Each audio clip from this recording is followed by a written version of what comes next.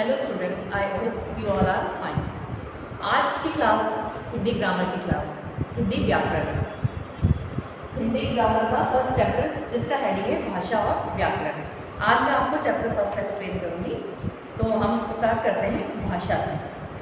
भाषा वह साधन है जिसके माध्यम से मनुष्य अपने विचारों अथवा भावों को बोलकर या लिखकर एक दूसरे पर प्रकट करते हैं तथा दूसरे के विचारों को स्वयं समझते हैं। भाषा का क्या मतलब होता है? लैंग्वेज। जैसे मैं आपसे किस लैंग्वेज में बात कर रही हूँ? हिंदी में। भाषा का मतलब होता है लैंग्वेज। तो भाषा हमारे विचारों को व्यक्त करने का एक माध्यम है। जैसे मेरे अंदर जो भी चल रहा है मैं उसको कैसे प्रकट करूँगी आपके सामने? भाषा के द्वारा। इसे ही भाषा कहा जाता है। और आप समझेंगे तो भी उसे कैसे समझेंगे कि मैं कौन सी भाषा यूज़ कर रही हूँ, उसमें आपको समझ में आए। तो हमारे मन के विचारों को प्रकट करने का जो माध्यम होता है उसे हम भाषा कहते हैं। अब है इसमें भाषा के प्रकार। भाषा 3 प्रकार की होती है: मौखिक भाषा, लिखित भाषा और सांकेतिक भाषा। भाषा के 3 प्रकार होते हैं। फर्स्ट है इसमें मौखिक भाषा। जब हम अपने विचारों तथा भावों को मुख या मुंह द्वारा बोलकर दूसरों पर प्रकट करते हैं तो भाषा के इस रूप को मौखिक भाषा कहा जाता है। मौखिक भाषा का अर्थ होता है, जैसे मैं आपसे मुंह से बोल रही हूँ तो मुंह से बोलकर समझाने को हम मौखिक भाषा कहते हैं। सेकंड है इसमें लिखित भाषा। वह भाषा जिसे लिखकर हम दूसरों पर अपने भावों अथवा विचारों को प्रकट करते हैं तो भाषा के इस रूप को लिखित भाषा कहा जाता है। और लिखकर अगर हम कोई चीज़ समझाना चाह रहे हैं तो वो भाषा का कौन सा रूप होता है? लिखित भाषा। मतलब भाषा का जो लिखित रूप होता है वह होता है कि हम अपने मन के विचार या अपने मन के भावों को लिखकर प्रकट कर सकें। उस भाषा के इस रूप को हम क्या कहते हैं? लिखित भाषा। सांकेतिक भाषा। थर्ड है इसमें सांकेतिक भाषा। वह भाषा जिसके द्वारा हम अपने भावों या मन के विचारों को हाथों या किसी वस्तु के संकेत से प्रकट करते हैं, वह सांकेतिक भाषा कहलाती है। सांकेतिक भाषा मतलब संकेतों के माध्यम से अपने मन के भावों को या विचारों को किसी और को समझाना या प्रकट करना।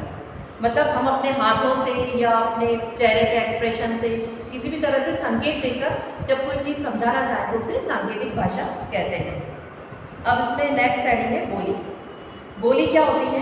भाषा के क्षेत्रीय रूप को ही बोली कहते हैं, जैसे भोजपुरी, जयपुरी, गढ़वाली, हिमाचली, बुंदेली आदि। किसी क्षेत्र विशेष में बोली जाने वाली भाषा को हम बोली कहते हैं। कोई जैसे हमारे इंटीरियर में बहुत से ऐसे छोटे छोटे क्षेत्र होते हैं जहाँ पर वो बोली बोली जाती है, उसे हम बोली कहते हैं। अब भोजपुर में जैसे आपके यूपी एरिया में भोजपुरी लैंग्वेज यूज़ होती है। जयपुर में जयपुरी बोली जाती है। गढ़वाली ये भी एक बोली होती है जो पहाड़ी एरिया में बोली जाती है।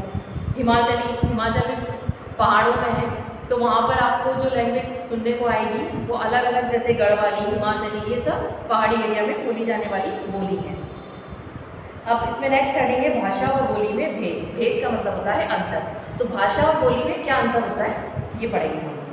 भाषा को लिखने के प्रमुख साधन के रूप में प्रयोग किया जाता है, जबकि बोली का प्रयोग आपसी बोलचाल में ही होता है। भाषा हम बोलने, लिखने और संकेतों के माध्यम से समझाने के लिए यूज़ करते हैं। और बोली का प्रयोग, इन दोनों में क्या अंतर है? बोली का प्रयोग हम लोग करते हैं सिर्फ बोलने में, उसे लिखकर व्यक्त नहीं किया जा सकता। बोली को आप लिख नहीं सकते। तो बोली कहाँ यूज़ होती है? सिर्फ बोलचाल में ही यूज़ होती है। भाषा में व्याकरण का ध्यान रखना आवश्यक है, जबकि बोली में ऐसी कोई आवश्यकता नहीं होती। अब हम भाषा को 3 रूपों में व्यक्त करते हैं, जैसे मौखिक भाषा, लिखित भाषा और सांकेतिक भाषा। तो भाषा में हम जब लिखते हैं तब भी हमें व्याकरण का ध्यान रखना होता है, बोलते हैं तब भी हमें व्याकरण का ध्यान रखना होता है। तो भाषा में व्याकरण का ध्यान रखना बहुत जरूरी है, जबकि बोली में ऐसी कोई आवश्यकता नहीं होती। बोली किसी क्षेत्र विशेष में बोली जाती है तो उसमें आपको व्याकरण का ध्यान रखने की ज़रूरत नहीं होती है कि आपको बिल्कुल शुद्ध रूप में बोलना है उस बोली को। बोली का क्षेत्र भाषा की अपेक्षा विस्तृत होता है। बोली किसी क्षेत्र विशेष में बोली जाती है और भाषा तो बहुत लंबे क्षेत्र में बोली जाती है। जैसे अब हमारा राष्ट्र है भारत, तो इसमें हम हिंदी भाषा यूज़ करते हैं। अधिकतर लोग यहाँ पे हिंदी भाषा ही यूज़ करते हैं, जबकि बोली अलग अलग क्षेत्रों में अलग अलग बट जाती है। किसी क्षेत्र विशेष में कोई बोली बोली जाती है, किसी क्षेत्र में कोई और बोली जाती है। तो इसका क्षेत्र, बोली का क्षेत्र कैसा होता है? सीमित होता है, भाषा का विस्तृत होता है। अब है भाषा के प्रमुख अंग। भाषा के 3 प्रमुख अंग हैं: अक्षर, शब्द और वाक्य। भाषा के 3 अंग होते हैं। पहला है अक्षर। अक्षर का क्या मतलब होता है? जैसे कोई एक अक्षर क हो गया, ख हो गया, ये क्या होते हैं? अक्षर होते हैं। अक्षरों के परस्पर मेल से शब्द, शब्दों के परस्पर मेल से वाक्य तथा वाक्यों के समूह से भाषा का निर्माण होता है। अक्षरों के परस्पर मेल से शब्द मतलब 2 या 3 अक्षरों को जब हम एक साथ जोड़ते हैं तो उससे क्या बनता है? शब्द बनता है। अब जैसे भाषा, भा और शब्द, इन दोनों को हमने जोड़ा तब जाके भाषा वर्ड बना। तो अक्षरों के परस्पर मेल से जब हम 2 या 3 अक्षरों को जोड़ते हैं तब उससे क्या बनता है? एक शब्द बनता है। और शब्दों के परस्पर मेल से वाक्य, मतलब जब हम 2 या 3 शब्दों को या और भी ज़्यादा शब्दों को जोड़ते हैं आपस में तो उससे उनके मिलान से या उनके मेल से क्या बनता है? वाक्य। इस प्रकार हम देखते हैं कि अक्षर, शब्द तथा वाक्य भाषा के मूल आधार हैं। मतलब किसी भी भाषा में जब तक कोई अक्षर नहीं होगा, कोई शब्द नहीं होगा या कोई वाक्य नहीं होगा तो वो भाषा नहीं बन सकती।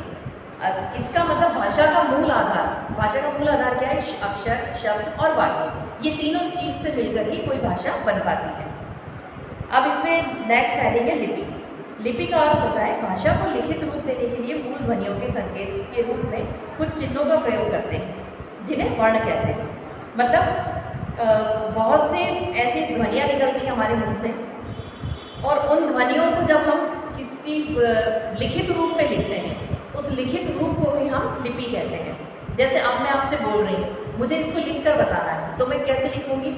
उसमें लिपि यूज होती है। लिखने के ढंग को हम लिपि कहते हैं जिन्हें वर्ण कहते हैं। यह चिन्ह एक निश्चित क्रम में व्यवस्थित होते हैं। भाषा के इन चिन्हों के क्रम की व्यवस्था को हम लिपि कहते हैं।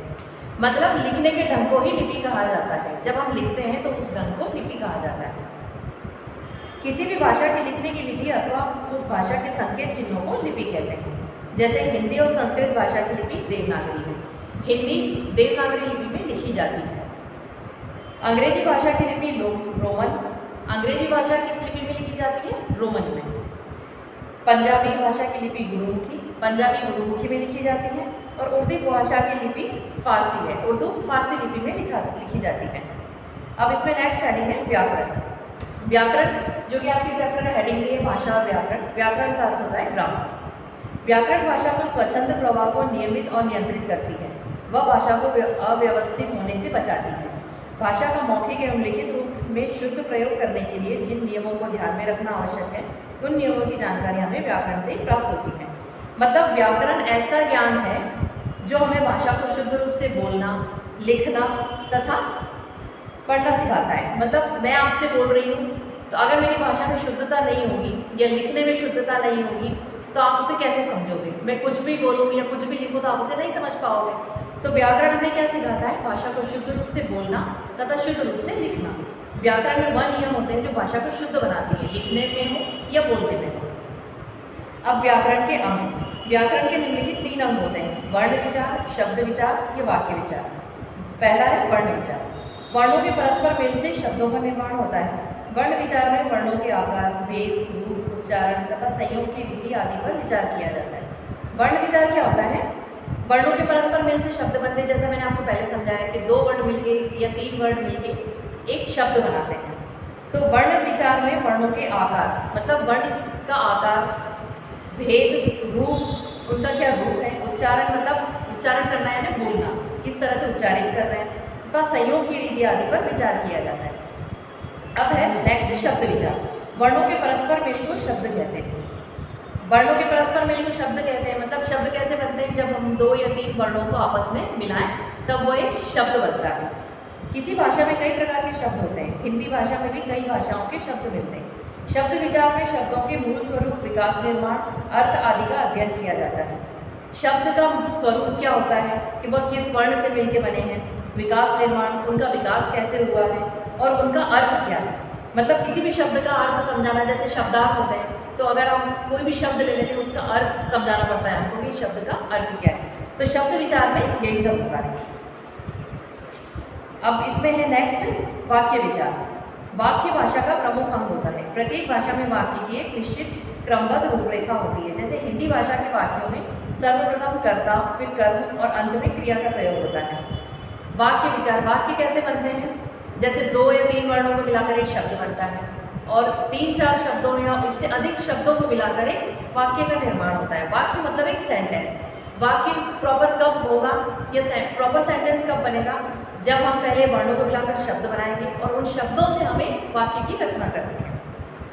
हिंदी भाषा के वाक्यों में सर्वप्रथम कर्ता, कर्ता मतलब करने वाला, कोई भी काम करने। अब जैसे मैं आपको पढ़ा रही हूँ तो मैं करता हूँ, फिर कर्म, मैं क्या काम कर रही हूँ वो कर्म हुआ, और अंत में क्रिया। तो इन तीनों को मिलाकर एक वाक्य की रचना होती है। वाक्य विचार में वाक्यों के भेद, गठन, पदों के आपसी संबंध और उनके क्रम का अध्ययन किया जाता है। वर्ण भाषा की सबसे छोटी इकाई है और वाक्य सबसे बड़ी इकाई है। वर्ण भाषा की सबसे छोटी इकाई है और वाक्य बड़ी, मतलब वर्ण एक अक्षर होता है, एक अक्षर छोटा सा, और वाक्य पहले वर्ण से शब्द बनते हैं, फिर शब्द से वाक्य का निर्माण होता है। भाषा में वर्णों, शब्दों और वाक्यों का प्रयोग होता है और व्याकरण भाषा की शुद्धता और अशुद्धता पर विचार करती है। तो इस पूरे चैप्टर का सार यही है कि भाषा क्या होती है और व्याकरण क्या होता है। ये मैंने आपको समझा दिया है। मतलब व्याकरण में हम लोग भाषा को किस तरह से शुद्ध बनाते हैं लिखने में या बोलने में, उसका ज्ञान हमें व्याकरण सिखाता है। और भाषा जिसकी इकाई होती है वर्ण, शब्द, वाक्य, ये सब भाषा में होते हैं। स्टूडेंट्स, मैंने आपको इसकी पिक्चर्स एक्सरसाइज के सेंड कर दिए हैं फिल करके। आई होप आपने ये लिख लिए होंगे और इसके क्वेश्चन आंसर भी आपको कॉपी में नोट डाउन करने हैं और उसकी पिक्चर्स मुझे सेंड करने हैं। Thank you students.